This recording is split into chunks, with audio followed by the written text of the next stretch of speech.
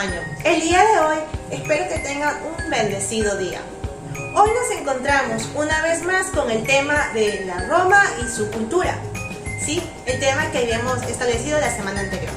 Pero hoy vamos a continuar con este tema, claro que sí. El día de hoy vamos a analizar el siguiente tema: literatura en la Roma clásica, ¿ok?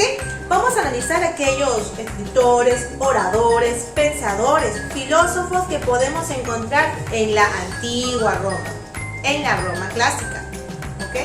Vamos a identificar ciertas características de esta literatura para poder enriquecernos de aquellos filósofos, oradores, aquellos personajes que te estaba nombrando.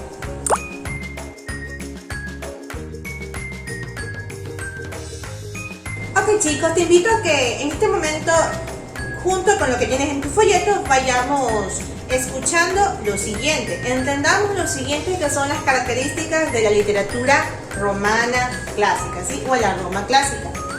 Puedo decir que en la Roma clásica podemos identificar, podemos conocer que sus obras se encuentran escritas en latín, ¿verdad?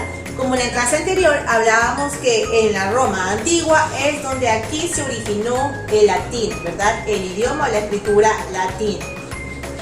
Luego, existe una gran dependencia de la literatura griega. Vamos a conocer un poco más adelante que muchos pensadores, ¿sí?, de los personajes que vamos a escuchar más adelante, estos se basaron en la literatura griega, ¿sí?, como la literatura de Homero, en la cual su obra más grande fue la Odisea y la Ilíada, ¿ok? Estos representantes se fijaban en la cultura griega y relacionaban sus escrituras como ejemplos a estos, ¿sí? Como ejemplos a estos. En sus obras se engrandece la cultura romana. Obviamente cada país, cada autor de una obra va a engrandecer sus raíces, ¿ok? Debe de engrandecer, yo creo que también sería lo bueno, engrandecer las raíces, ¿ok? Cuando tú escuches de pronto a un escritor ecuatoriano, va a hacer referencia de sitios conocidos en su país, sitios aquí en Ecuador. Va a nombrar seguramente aquellos lugares para que la gente lo conozca, la conozcan o la escuchen, ¿sí? Otra característica, chicos, de la literatura clásica en Roma es que se desarrolla ampliamente la sátira. ¿Qué es la sátira? Pues bien, este tiene un propósito moralizador o burlesco, ¿sí? Un poco burlesco. Y es que yo me puedo dar cuenta, chicos, que aquí es donde aparece la obra Hércules, ¿sí? Esa obra Hércules que ahora, luego nosotros ya grandecitos podemos verlas en series y son interpretadas por ciertos actores, ¿sí?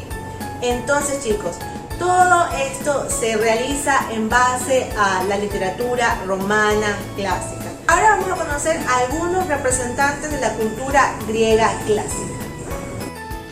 Ennio.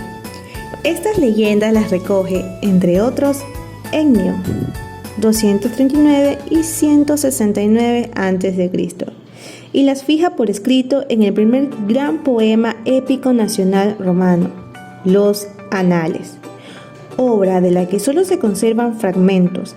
De esta manera, Ennio es el primer gran renovador de la literatura latina.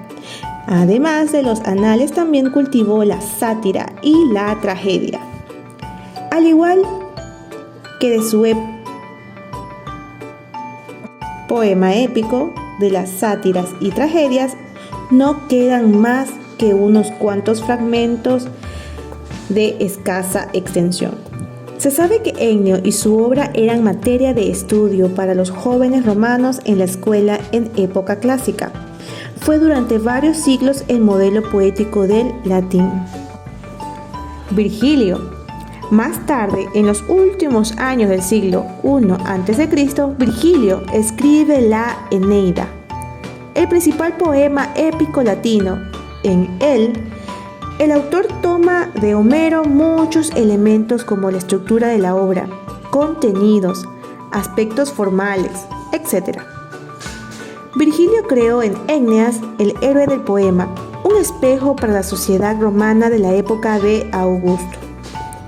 Cuando escribe la Eneida, es ya un autor de gran prestigio por sus dos obras anteriores. Las Bucólicas, obra que se crea es la adaptación al latín de la poesía pastoril, que se cultivó en el mundo helenístico, y Las Geórgicas, un poema de carácter didáctico.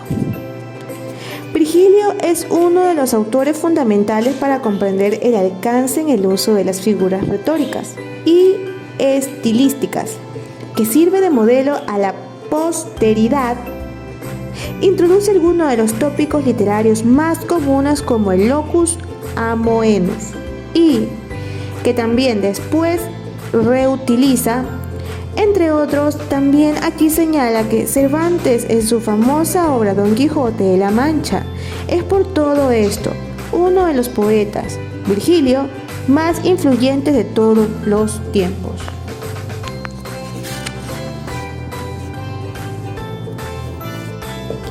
Ovidio. Este poeta latino estudió en Roma y en Grecia. Inicialmente se centró en las artes políticas, pero luego se dedicó completamente a la poesía. Sus obras más conocidas son Arte de amar y La Metamorfosis.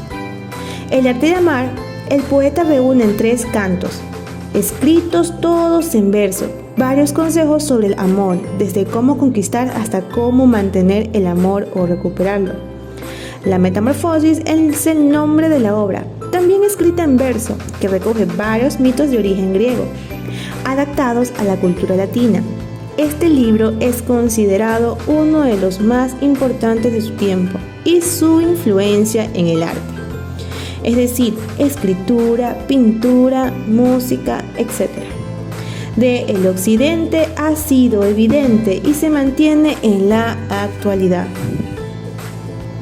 Séneca, filósofo, político, orador y escritor romano.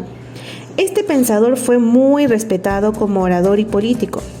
Sus escritos, de acuerdo con su estilo y temática, se han agrupado en diálogos, tragedias, cartas y epígramas. Dentro de sus obras más conocidas están las tragedias: Hércules furioso, Las Troyanas, Medea, Agamenón y Hércules en Eleta. Horacio. Horacio fue el más importante poeta satírico y lírico en lengua latina. Los temas principales de sus escritos son la invitación a disfrutar de la juventud y el elogio a una vida retirada. Su poesía se divide en 4 géneros que dan nombre a sus obras: sátiras, retratos irónicos de su tiempo divididos en 2 libros y escritos en verso; épodos, 17 poemas de temática variada e influencia helenística; odas, también en verso; y la epístola, que es su última obra, en la que optó por la ficción epistolar sin abandonar la escritura en verso. El día de hoy concluimos con esta parte de la historia en la Roma antigua, en la Roma y su cultura, porque el día de mañana o en la próxima clase vamos a escuchar, ustedes me van a escuchar, chicos, y junto con su libro vamos a conocer a aquel legado que dejó la cultura romana, como aquellos coliseos.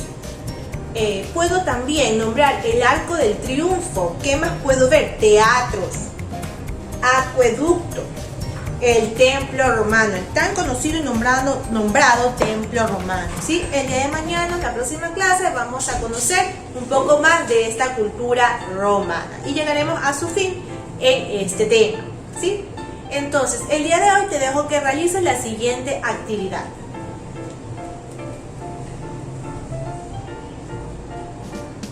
Gracias por tu atención el día de hoy. Nos vemos el día de mañana. Te envío un abrazo fuerte y cuídate en casa.